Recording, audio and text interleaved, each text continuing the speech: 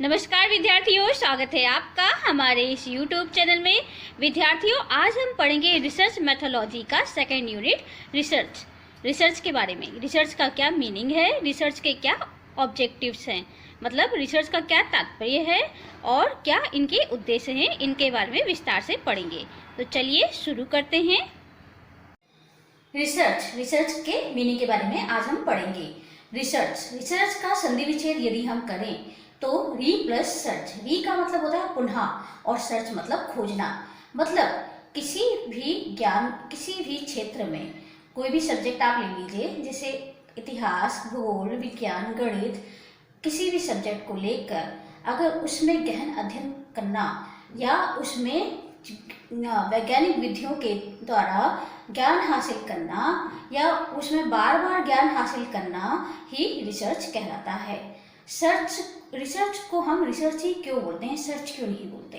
तो रिसर्च को रिसर्च इसलिए कहा जाता है क्योंकि इसमें कुछ चरों का प्रयोग किया जाता है। अब ये चर कौन होते हैं, चर क्या होता है? तो चर का मतलब रिसर्च से होता है।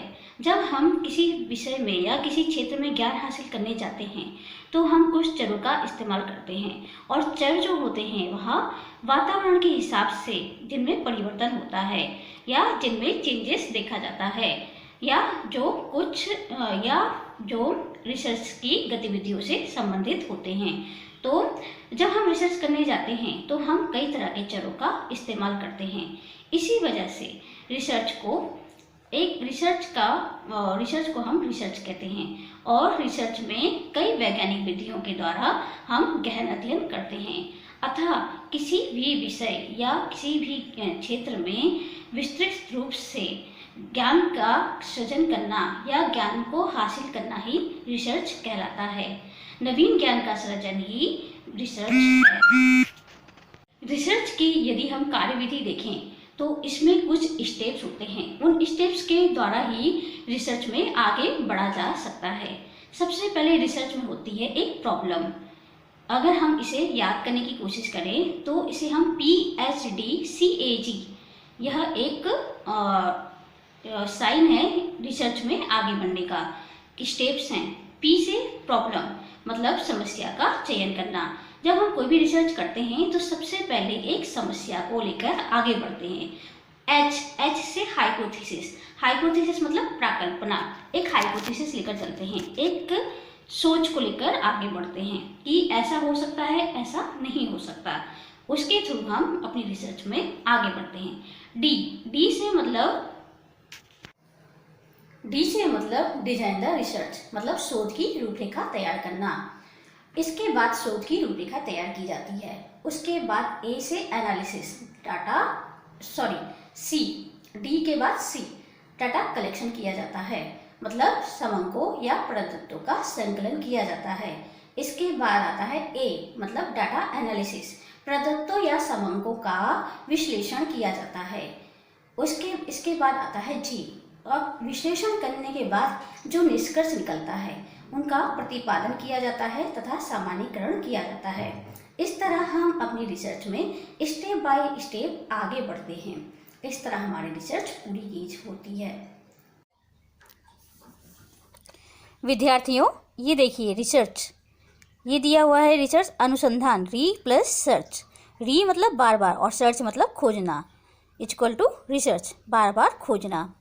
रिसर्च में कौन कौन से शब्दों का प्रयोग होता है? तो समंकों का विश्लेषण, वैज्ञानिक अन्वेषण, परीक्षा और क्रमबद्ध, मतलब जिसमें डाटा कलेक्शन हो, मतलब डाटा एनालिसिस हो, इनका एनालिसिस, विश्लेषण मतलब एनालिसिस।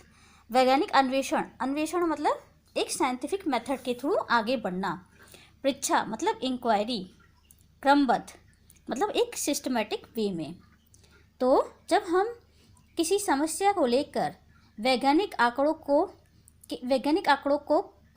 इकट्ठा करते हुए इनका विश्लेषण करते हैं और इन्हें एक क्रमबद्ध तरीके से जमाते हैं तो उसे हम रिसर्च कहते हैं या अनुसंधान कहते हैं। मुनरो के अनुसार अनुसंधान की क्या विधि है या रिसर्च की क्या विधि है? तो देखें, यह समस्याओं को सुलझाने की वह विधि है जहाँ सुझावों अथवा परिणाम की पुष्टि तथ्यों के द्वारा की जाती है। रोमन के अनुसार यदि आप नेट एग्ज़ाम दिलाते हैं तो उसमें कई बार ये क्वेश्चन पूछा गया है कि रोमन के अनुसार अनुसंधान क्या है। अनुसंधान नवीन ज्ञान प्राप्त करने का एक सुव्यवस्थित क्रम या प्रयास है। अनुसंधान नवीन ज्ञान प्राप्त करने का एक सुव्यवस्थित प्रयास है। इसकी विशेषता है समस्या का समाधान खोजना, नवीन ज्ञान की प्राप्ति करना, व्यवहारिक समस्या का समाधान, चिंतन की आधुनिक विधि। गहन अध्ययन, इसमें गहन अध्ययन किया जाता है। तार्किकता का होना बहुत ही ज़्यादा जरूरी है, मतलब तर्कशील बातें इसमें दी जाती हैं। विवेक और समझ का पर्याप्त योगदान होता है। परिकल्पना की पुष्टि की जाती है, निष्कर्षों की प्रामाणिक पुष्टि की जाती है और ईमानदारी पूर्ण यह प्रक्रिया पूरी होती है। इसका मीनिंग देखें तो अनुसंधान को अंग्रेजी भाषा में रिसर्च कहा जाता है। जैसा कि आप लोग देख रहे हैं, ये है रिसर्च, री प्लस सर्च, बार बार खोजना। हिंदी अनुवाद में बार बार खोजना होता है, जिसके द्वारा अनुसंधानकर्ता किसी विषय को बार बार खोजता है, जिसके माध्यम से वह उसके विषय में विभिन्न समंकों को एकत्रित करता है तथा इनके विश्लेषण के आधार पर अपना निष्कर्ष देता है। अर्थात उपलब्ध समंकों की तह में जाकर कुछ निष्कर्ष को निकालना ही तथा नए सिद्धांतों की खोज करना और इनके प्राप्त समंकों का विश्लेषण करना ही अनुसंधान है। अनुसंधान में किसी समस्या का वैज्ञानिक अन्वेषण भी शामिल होता है।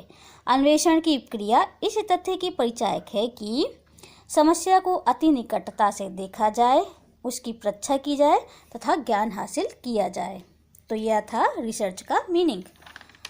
और क्या कौन कौन से स्टेप्स होते हैं, तो इसे एक याद करने का तरीका है PhD CHD। PhD मतलब प्रॉब्लम, H से हाइपोथेसिस, D से डिजाइन ऑफ रिसर्च, C से कलेक्शन, A से एनालिसिस और G से जनरलाइजेशन।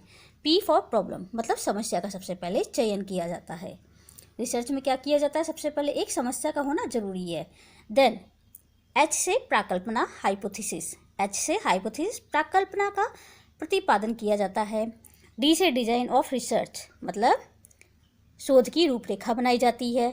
C से कलेक्शन मतलब डाटा कलेक्शन किया जाता है, समंकों का संग्रहण। A से डाटा एनालिसिस मतलब प्रदत्तों का विश्लेषण किया जाता है। एट लास्ट होता है जनरलाइजेशन मतलब जो निष्कर्ष निकलते हैं उन्हें प्रतिपादित करते हुए उनका सामान्यीकरण किया जाता है। इस तरह हमारी रिसर्च इन 6 स्टेप्स में पूरी हो जाती है।